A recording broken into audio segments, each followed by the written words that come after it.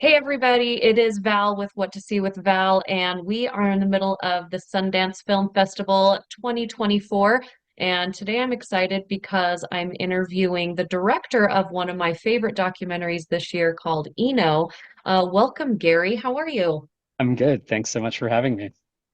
I am very excited to talk to you because one, documentaries are my favorite genre. And if you watch the show or listen, everybody, you know that I love it. And if you're tuning in because you saw me give the review of Eno on ABC for Good Things Utah today, thank you so much for tuning in. If you did not see it, go ahead and head over to my website at whattoseewithval.com and check that out. I'll tell Gary, I'll tell you the review if you want me to after and my grade for the movie. I hope it was good, Val. But we'll get there. We'll get there. So, this was so interesting going in because I feel like if you're not super involved in the music industry, you may not know who Eno is, but you know who Eno is, right? Definitely, definitely. Just because, I mean, he's worked with so many bands and he's been so instrumental in kind of redefining the sound of a lot of these artists like David Bowie or U2 or Talking Heads or Coldplay. I mean, so much of kind of popular music, even though I don't think of him as a popular musician, but he's kind of like creativity disruptor. I think a lot of these artists have brought him in or wanted him to produce their records because he kind of changes the situation or gets them out of their normal habits when they're writing or recording songs. And Bowie is probably a great example of that. But yeah, everybody knows Heroes or Talking Heads Once in a Lifetime or anything from U2 on the Joshua Tree. So they've heard Brian Eno, but they and maybe been influenced by them, but they don't know they have. And I feel like that is also how some of the musicians that have worked with him thought as well. There was one of my favorite moments, and I think Bowie said it. Let me know if I'm wrong, but he said, I don't really know what he does, but when he's here, I'm better, right? Yeah, well, because he says that Brian sort of reframes the idea by verbalizing different approaches to it, and I think that's really important. I think artists or musicians or I think any creative person, you're especially like songwriting, it's very internal. You're kind of dealing with your own thoughts and your own emotions, and you have an idea of what the music for it should be. But Brian can kind of say, well, God, should there be drums? Or, he can kind of verbalize these other maybe divergent ideas about a song or a piece of art that maybe you as the creator didn't think of. And I think that's why Bowie kept bringing him back. I mean, he produced 4 albums with Bowie and 3 albums with Talking Heads and all these bands, and then even Brian's own music. I think he's about the kind of creativity and the creative process. And that's also what I tried to get through with the film. I love the music. I've loved all the music for decades, but the creativity and how he approaches creativity I think, is a universal. At least we've tried to talk about in the film. It's not just if you're a musician or you're a writer or you're anything. If you have any creative aspirations, there's something in here for you that he can just like he did for Bowie or U2 or any of these bands. He can give your creativity some extra thing. I do want to talk about your style of this documentary. There are a lot of different styles in how documentaries are made, and I felt almost immediately like I was jumping into someone's brain. Yeah. And I'm watching it on the screen and I'm thinking, my brain also feels that way sometimes when you're over here and you're thinking of this and then this is going and you have to kind of pull it in and silence it for a minute and Mhm. focus. And so you have Yeah. these moments where you can see it going around and then you come back to Brian and where his brain is a little bit crazy, his workspace is super meticulous. Hmm. Almost just nothing in it except for what he's using to create because his Sure. brain is moving so quickly. But knowing all that about him and setting it up this way, was the documentary, did you know everything going in that you wanted to do, or were you like, I have these points of things, and then we Yeah. know Brian is going to kind of give us more as we go Yeah. along?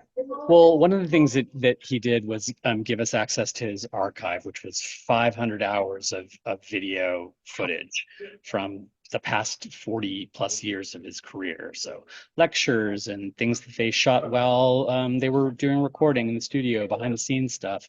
And so we knew we had all this kind of raw material. And then, I spent the past 3 years going over to England and having conversations with Brian about all kinds of ideas.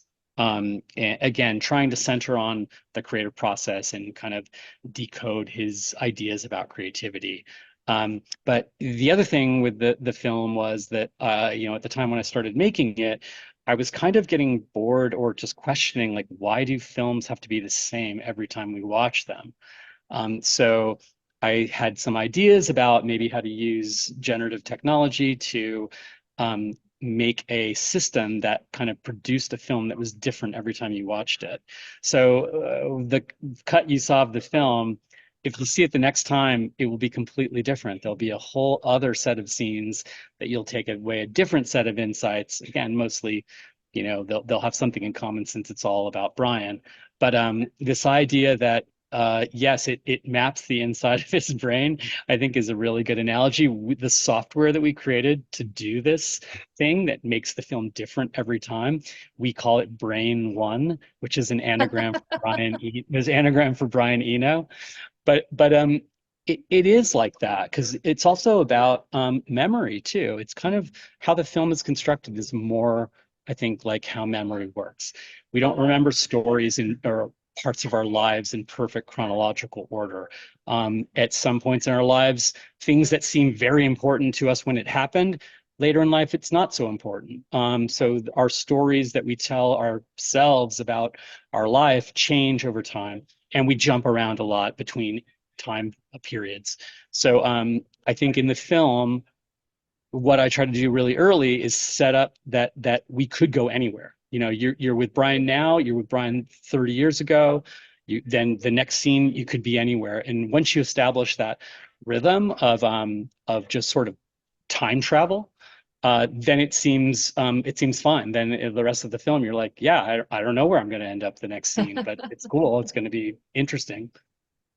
I love that. And there were a lot of times during the film that as he goes through his creative process and he's looking at things in a different way and seeing things that most people would just pass by, I'm thinking to myself, I'm spending so much of my day thinking about the wrong things, right? We get kind of caught in, our Yeah, day-to-day lives where things yeah, have to be this way and you continue to do things this yeah, way. And what I get from him from such a young age is to be a musician who doesn't actually play a musical instrument, and that did not deter him from being in a band.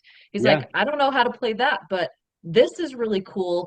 I can make something with this. And with no apologies, he's in a band with it and creating something totally new. Where most people that would be like, should I do that? It doesn't yeah. really follow what everyone else is doing, and they question it, and then you stop from using your creative mind.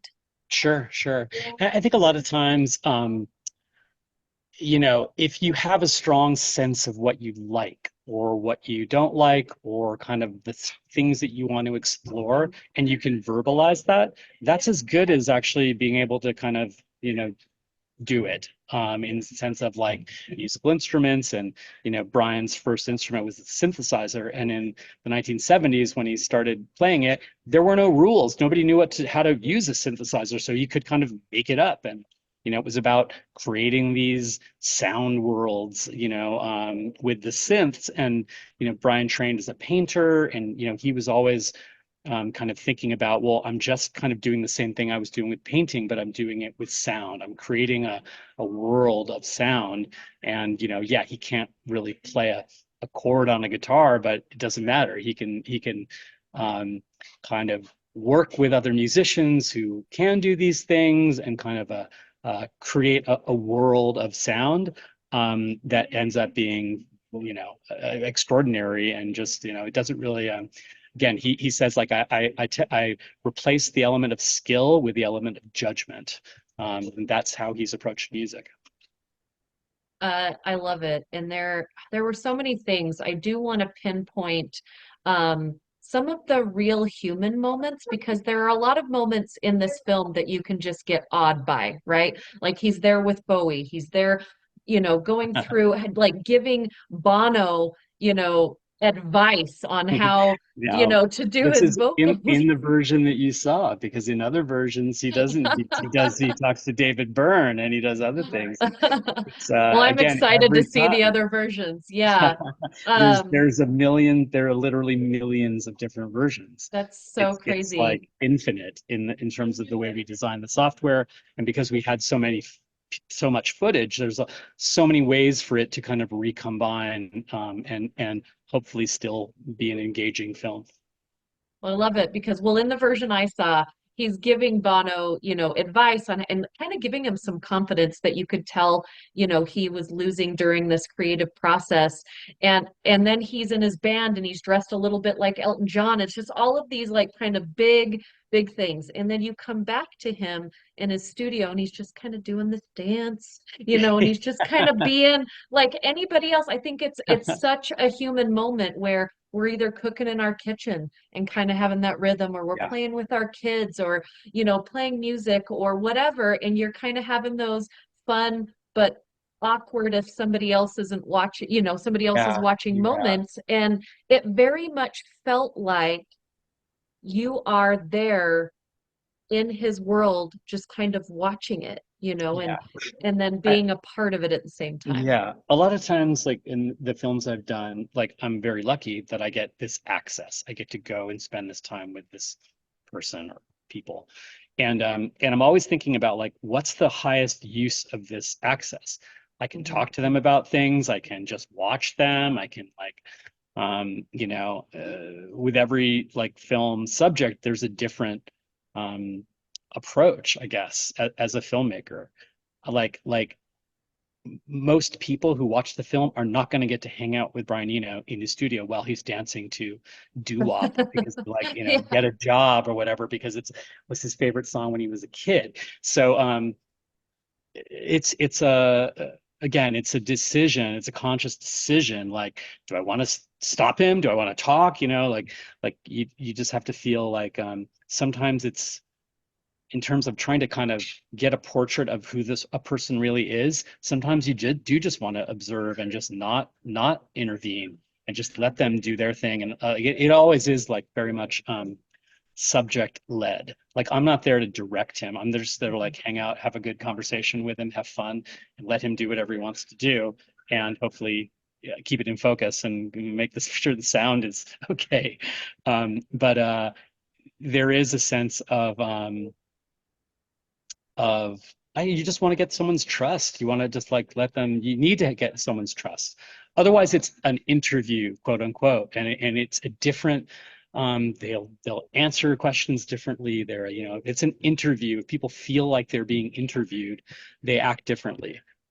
So this is just a nuts and bolts. Like, I never write down questions when I go into these interviews because I want it to be a conversation. I don't want it to be like, okay, next question. Sir, do you have like it just has this weird formality to it. And part of like my job, I think, is like for him to forget that he's being interviewed and just think creatively and just talk to me. And I'm there. I traveled all this way. I'm like I want to be there. It's not like anyway.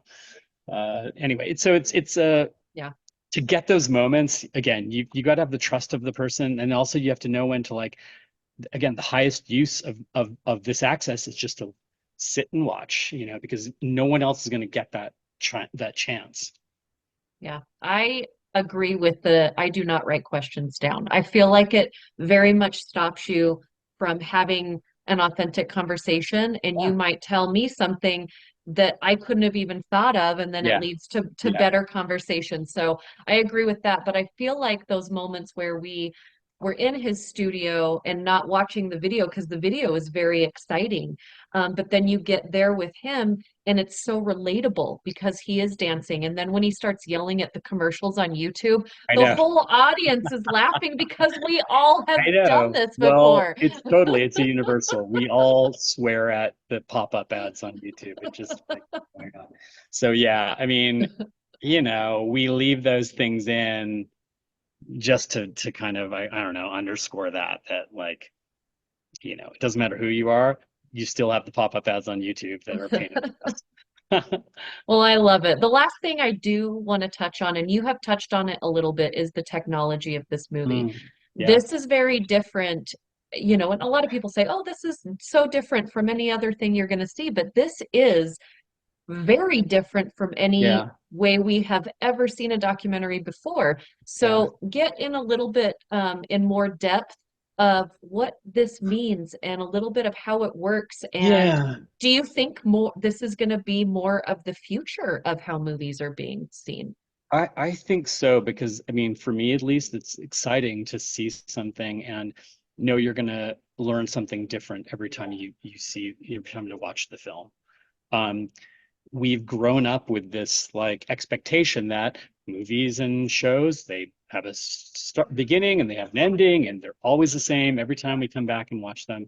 But that's really like a technical constraint of when film was a physical thing, and it had to run through projectors and cameras and they had to duplicate it to once things went digital, we just didn't have that constraint. But there hasn't been that much experimentation in terms of like the form of a film. And that's like 5 years ago when I started the project. I just wanted to watch a film that was different every time. It was a very simple question, like why did films have to be different every time we see them? So we've spent years kind of programming this system. um, I think that the easiest way to describe it is like instead of me um, creating a film, I've created a system in which the film can create itself. And pulling from all these different scenes and all this different footage and kind of intelligently assembling it in a way that feels like I don't know, I won't say normal documentary, but it feels like a Comfortable.